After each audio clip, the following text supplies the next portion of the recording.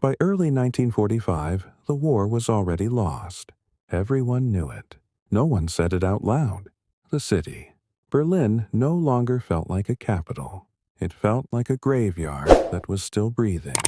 Buildings stood half-collapsed like wounded giants. Smoke never fully disappeared from the sky. Every street smelled of dust, fire, and exhaustion. Civilians moved silently, avoiding eye contact. Talking felt dangerous. The people left behind. Most soldiers were gone. Dead, captured, or fighting somewhere far away. Those who remained were old men, women, children, and fear. Food was scarce. Water sometimes stopped flowing for days. People lined up for hours for bread that often never came. The sound of defeat. Artillery thundered in the distance, closer every day. Each explosion felt like a countdown. The front was approaching, and with it, the unknown. Orders that meant nothing. Posters still appeared on walls, calling for resistance. Few believed them. Even fewer obeyed. People were tired, not just physically, tired of hope. The civilian. Among them lived Karl, a middle-aged factory worker. Not a Nazi, not a hero. Just a man trying to keep his family alive. His wife saved crumbs. His daughter stopped asking questions. Karl knew the war would end soon. He just didn't know if they would survive it. The final winter. Winter was cruel. Cold seeped through broken windows. People burned furniture for warmth. Books. Memories. The war had stripped everything down to necessity. The realization. One evening, Karl heard tanks in the distance. Not German. He felt fear, not relief. Because the end of a war does not mean safety. It means chaos. The empire was collapsing, but the worst days were still ahead. Because when wars end, rules disappear. The roads filled before the cities emptied. The decision to run. No announcement was made. No order was given. People simply knew. When the artillery grew louder, families packed what little they had. A blanket, a pot, photographs. Karl watched neighbors leave at dawn. Carts creaking under weight they could barely carry. His wife asked softly, "Do we go?" Karl didn't answer immediately. There was no right choice. The mass exodus. By noon, the roads were rivers of people. Old men leaning on sticks. Mothers pushing prams.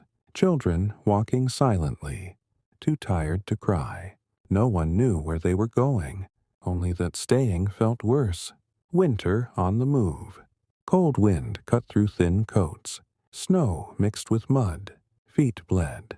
Carts broke. Some families abandoned belongings. Along the road. Proof of how quickly. Survival erased sentiment. The dead among the living. Not everyone kept moving. Some collapsed. Some never got back up. There were no burials. Only brief pauses. The road could not wait.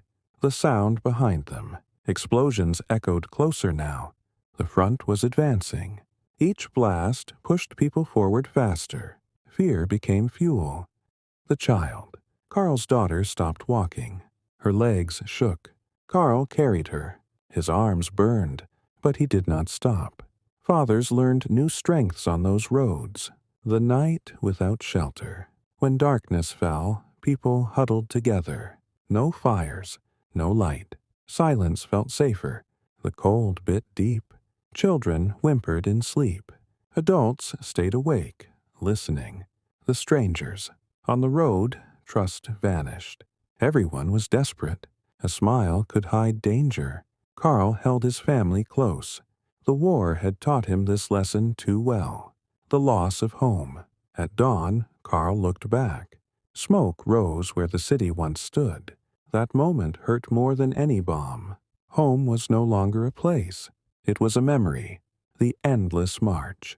Days blurred together. Hunger grew constant. The roads stretched endlessly. Every step asked the same question. Will we survive today? The war pushed civilians onto roads with no destination. And those roads would decide who lived and who didn't. The camp appeared suddenly. a cluster of tents, barbed wire, smoke rising weakly into the gray sky. People felt relief. It didn't last. The promise of safety. The camp was meant to be temporary, a place to rest, a place to breathe. But war had taught people to distrust promises. First steps inside. The smell hit immediately. Mud, sweat, illness. Thousands packed together with nowhere to go. Karl felt his stomach tighten. This was not safety. It was waiting. No space, no privacy. Families shared small sections of tent. Strangers slept inches apart. Coughing never stopped. Children cried in the dark. Sleep came in broken pieces. Food lines. Rations were distributed once a day. Thin soup. Hard bread. People waited for hours. Fights broke out quietly. Not from anger. From hunger. Disease. Sickness spread fast. Fever. Dysentery. Weakness. Doctors were overwhelmed. Medicine was scarce. Some tents became silent overnight. The dead. There were no funerals. Bodies were wrapped and carried away. Quickly. Space was precious. Karl shielded his daughter's eyes. Some lessons could not be unlearned.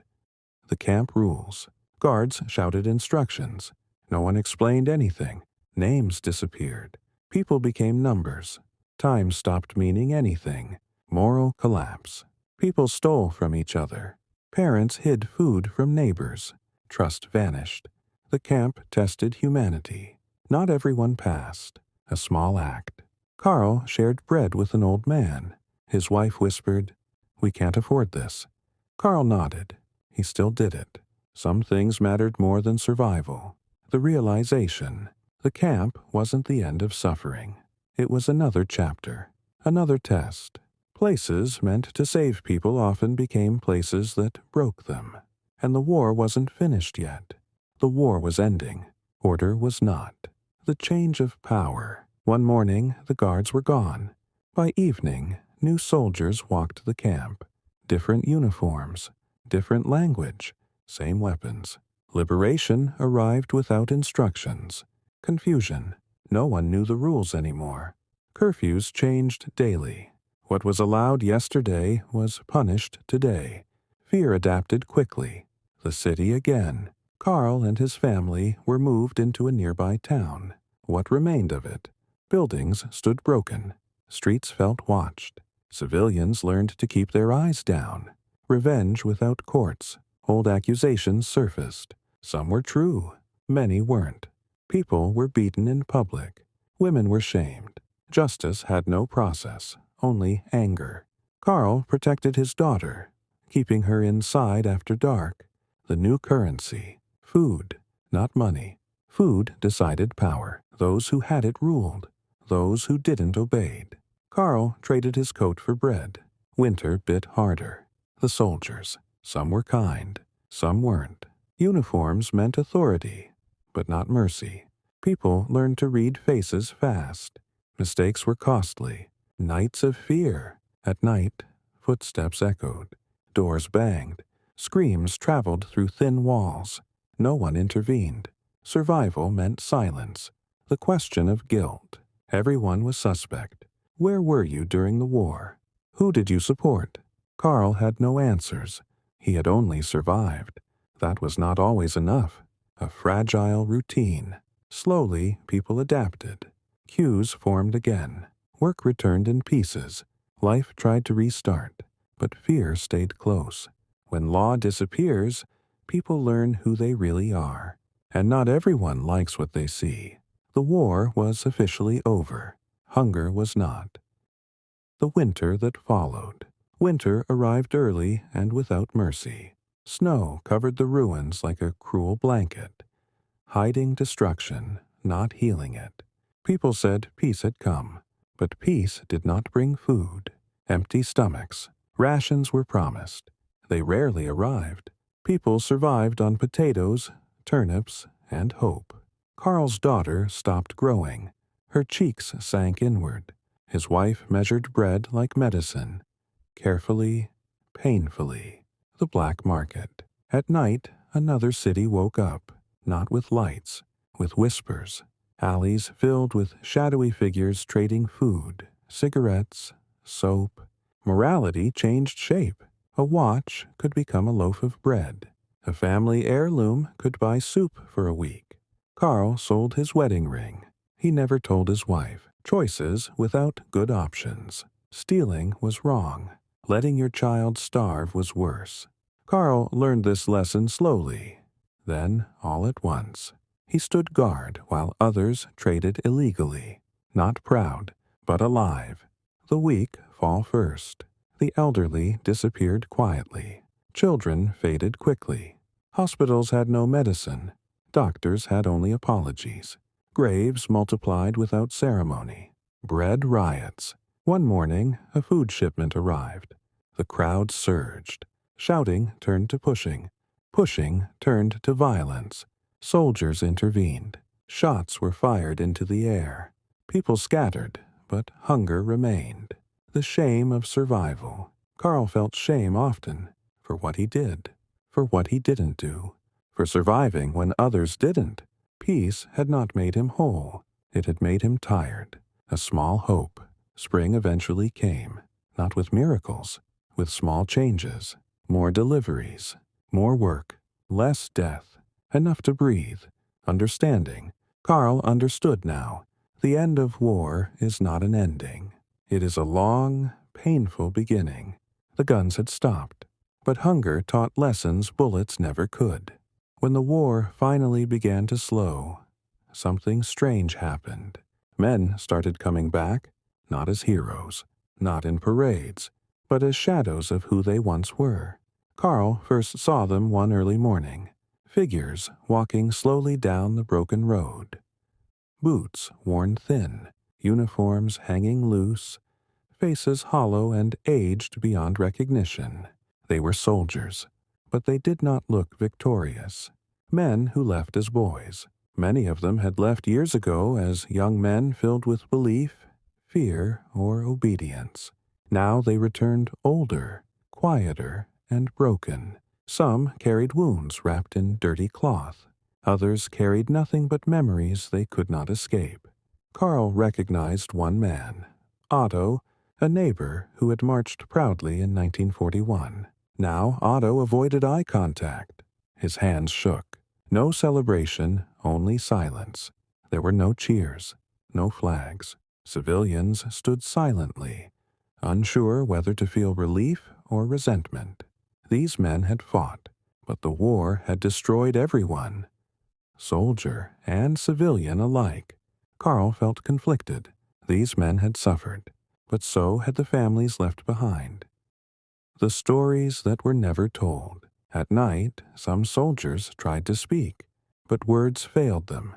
When they did talk, their voices were low, broken. We lost everyone. It never stopped. We were ordered to keep going. Many civilians didn't ask questions. They were afraid of the answers. Trauma enters the home. Karl's home changed when soldiers returned. Food became scarcer, tempers shorter, nightmares louder. Children stared at the men with fear. They sensed something was wrong. Karl's daughter once whispered, "Papa, why do they look so empty?" Karl had no answer. Guilt and shame. Some soldiers carried guilt heavier than their wounds. They had followed orders. They had survived when others didn't. And survival itself felt like a crime. Karl saw men cry alone in corners, ashamed of their tears. A broken reunion. Families reunited, but not truly. Wives hugged strangers wearing familiar faces. Children met fathers they did not recognize. Homes felt crowded with silence. The war had ended on paper, but inside homes it continued. The real cost of war. Karl realized something terrifying. The war did not only kill on battlefields. It destroyed minds, families, and trust. These men were proof, living proof, a moment of humanity. One evening, Karl shared his last piece of bread with Otto. They sat without speaking. Then Otto said softly, "I don't know how to be human anymore." Karl replied, "Neither do we, but we'll try." As more soldiers returned, the town changed forever. The war had come home, not with explosions, but with silence. The war had left more than cities broken. It had left families shattered. Returning soldiers. Some came back, fewer than expected. Karl watched as men walked down the road from the train station. Some limped. Some carried scars no one could see. Some didn't speak. Reunion. A mother ran into the arms of her son. He was smaller than she remembered, older, hardened. Tears streamed freely, yet happiness felt awkward. They had survived, but they were not the same. Children lost. Karl's daughter noticed empty beds at school, friends who never returned, families gone. Every reunion reminded them. Not everyone survived. Silence and memories. Soldiers returned with stories too heavy to tell. Karl's brother-in-law had seen villages burned, neighbors executed. Every night he relived it in his sleep. Every conversation was a reminder of what had been lost. The house. Karl rebuilt his home slowly. Rubble cleared. Walls patched. Memories kept carefully in corners. Every familiar object felt different now. Even the smell of bread reminded him of empty kitchens. Muted celebration. Some families dared to celebrate. Birthdays. Small victories. Yet laughter was always cautious. It felt like treason against memory, against loss, the heavy air of peace. The end of war brought quiet that was almost unbearable. No explosions, no warnings, just the weight of knowing what had happened, and what could never be forgotten. Family dynamics shifted. Karl noticed the subtle changes. His wife was stronger now, his daughter quieter, neighbors distrustful, even friends changed, hardened or disappeared. The realization. Peace did not restore life. It reshaped it. Karl realized that survival was not a victory. It was a beginning of a new struggle. Families reunited, but the war had left invisible scars. And scars, Karl understood, last longer than walls. The war was over. The work had just begun. The ruins. Karl stepped into the streets. Buildings were gutted. Windows shattered. Streets were littered with debris. Smoke still curled from burned-out shops. It felt like walking through a graveyard of what once was. The task of survival. Food was still scarce. Water was unreliable. Jobs were few. Karl and neighbors dug through rubble, salvaging what could be reused. Nails, wood, metal sheets, even broken tools were valuable. The return of normalcy. School reopened slowly. Children returned cautiously, shivering from cold and fear. Lessons were basic, teachers weary. But the act of learning again gave people hope, new responsibilities. Karl's wife started helping in a local bakery. Even small jobs became monumental. Every loaf of bread earned was a victory. Every warm meal shared, a triumph. Reconciling with the past. People still argued. Neighbors blamed each other for decisions made during the war. Old grudges resurfaced. Karl listened, quietly mediating. He had learned. Surviving together was more important than winning arguments. Hope in small ways. Spring brought greenery. Trees grew in parks. Flowers appeared along ruined walls. For the first time in years, people smiled. A child laughed without fear. Karl's daughter helped plant seeds in the rubble. Life persisted. The shadows of war. But every day reminded them of loss. Buildings rebuilt could never erase memories of what was destroyed. People returned to streets, but some faces never returned. Silence carried the weight of thousands. The human spirit. Karl realized that humans adapt, even when the world breaks, even when despair is constant. Small victories, warm meals, laughter, work done, kept hope alive. The realization. Rebuilding was not just about walls and roofs. It was about restoring humanity. Even broken hearts could grow again. Even shattered streets could see life return. Among the ruins, life began again, and hope, fragile but persistent, flickered in every corner. The war was over, but shadows remained. Returning soldiers and survivors. Some soldiers came back months later, scarred physically, shattered mentally. They walked among civilians they once fought alongside, or against. Karl watched old friends return. Some spoke little. Some spoke only of horrors. Silence had become their language. Confronting war crimes, communities faced painful truths. Neighbors accused neighbors. Men and women were questioned. Some were guilty. Many were not. Justice was slow. Mercy was rare. Karl realized survival was no longer just personal. It was moral. Memories that refused to fade. At night, children still dreamed of bombings. Adults woke sweating, hearing distant explosions. Karl's daughter shivered in sleep, whispering names she could not remember. The city seemed calm, but trauma lingered like fog. Rebuilding trust. People began to talk, to share, to heal together. It was fragile, slow, sometimes painful. Forgiveness was rare, understanding even rarer. Yet small acts, like sharing food, helping a neighbor, or teaching a child, rekindled trust.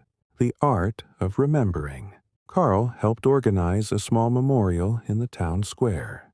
Candles were lit, names whispered. People remembered who they lost, and acknowledged who survived. It was necessary, because forgetting was impossible. Hope amidst pain. Even in ruins, people found reasons to live. A bakery reopened. A small market thrived. Children returned to school with books repaired and torn pages patched. Every small victory against despair mattered. The burden of survival. Karl often thought of the choices he made. Who to help, who to leave behind. He carried invisible weight, and he knew. Surviving did not erase the past. It only gave him a chance to shape the future. The new generation. Children learned from ruins. Karl's daughter grew cautious but resilient. She asked questions. She noticed injustices. She laughed again. She became proof that life, no matter how broken, continued. The realization. War ends in years. Suffering lasts decades. But humanity persists. Even fractured, battered, and haunted, it persists. Karl looked at the square. Faces marked by loss. Eyes carrying pain, but still breathing. The war may have ended, but survival and hope were just beginning. Karl walked through streets once filled with rubble, now slowly rebuilt. New windows, patched roofs, makeshift shops. Yet echoes of destruction lingered. Walls still bore scars of shell fire. Doors still carried splintered memories. Every corner reminded him, nothing truly disappears. The survivors. Those who remained were survivors in name and body, but not entirely in spirit. Some carried injuries unseen. Some bore guilt heavier than any physical wound. Some walked as if the weight of history pressed down with every step. Karl, though tired, observed them carefully, learning what human resilience truly meant. Families reunited, but not whole. Families reunited, yet absence was always visible. Karl's daughter laughed, but the memory of lost friends remained. Neighbors smiled, but quiet sorrow lingered in their eyes. His wife had aged faster in the shadows of fear. The war had taken more than life. It had stolen innocence, security, and peace. The lessons of suffering. Karl pondered deeply. Life can crumble in minutes. Civilization can collapse in hours. Human kindness is the true measure of survival. He had learned to value every small act of mercy. A shared loaf of bread, a gentle word, a hand offered in silence. These were victories larger than any battle fought with weapons. Communities rebuilding. Neighborhoods tried to stitch themselves together. Torn families created networks. Strangers became allies. Children played amidst ruins, symbols of stubborn hope. Yet adults never forgot. Peace is fragile. Trust must be earned again and again. The weight of memory. Each day brought reminders. A collapsed school, a burned bakery, a name whispered in mourning. Even laughter carried an undertone of sadness. Karl wrote letters to those lost. Letters never sent.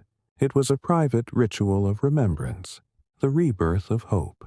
Spring arrived fully in 1947. Flowers grew where buildings once stood. Crows cawed from shattered chimneys. Children ran in streets cleared of debris. Karl felt a spark of hope, fragile but undeniable. He realized the human spirit persists, not because war ends, but because people endure. Looking back, looking forward. From the hilltop, Karl watched the city. Smoke faded. Sunset bathed ruins in gold. Life moved quietly, cautiously, but persistently. He whispered to himself, "We survived. We will continue. We will rebuild." And the words were not empty. They carried the weight of generations, suffering, and relentless hope. The realization: war leaves scars deeper than any wound. It leaves memory, guilt, sorrow, and lessons. But it also leaves resilience, courage, compassion, and humanity. Those who survive carry both, forever shaped, forever changed. Karl turned from the hill. Behind him, ruins, loss, and memory. Ahead, rebuilding, laughter, and a fragile, persistent hope. The war had ended, but life, and the struggle to be human, continued.